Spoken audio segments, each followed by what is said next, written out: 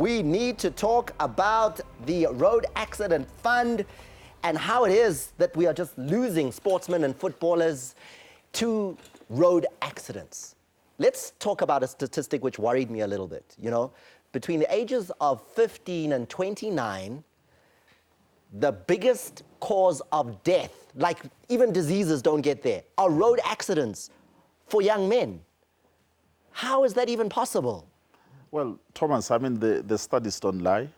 And then if I can go deeper into the research itself, you will see that there's a prevalence of when those accidents happen, particularly on Friday, Saturday, and Sunday, in the wee hours of the morning. You see, that is when we know Batata Manza, Mputwana, you see, and then that is when it gets worse, you see. And then sometimes there's quite a lot of factors which contribute, you see, such as people are fatigued, and then sometimes we urge them to get a co-driver as well, and then people don't plan their destinations, and then they love traveling during those odd hours, and it is really putting a strain on the Road Accident Fund and other transport entities in terms of paying out those compensations. And in football, I mean, in football, we've been really hard hit by road accidents that have caused death to footballers. I mean, Gift Leremi, the late, Leslie Manjachela, Monli Kele, Cecil Lolo, Richard Henyagani, Stemba Jainji. You know, if you go even further back, the likes of the late Thomas Marichache, all losing their lives in car accidents. What can you do as the Road Accident Fund to help this sport of football to make sure that we never have to talk about a footballer losing his life in a car?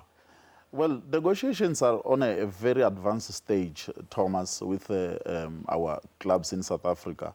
You see, because we realize that there has to be an intermittent between when a new player, young player buy a beautiful vrpa, you see, and then how the responsibility of how to handle that.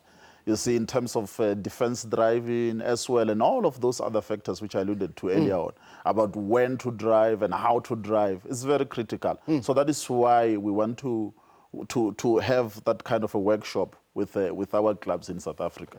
Katlego, you agree? It would be useful for young players, they earn a lot of money in football, to get to know that that new shiny car could be dangerous.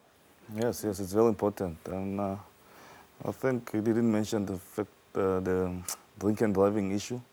I think it's a problem as well. So, and we've got this same no license, the back door.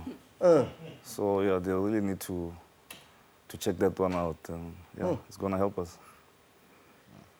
What should they do? What are you recommending? What can you tell those sports people, athletes, footballers, all of them, to do now that can prevent them losing their lives on the road? What advice would you give them? Okay, the basics, Thomas, is that before you decide to buy that vrpa, you see, you must know how to handle it. You see, there are defensive driving, and then every car has got its own way in which you have to handle it.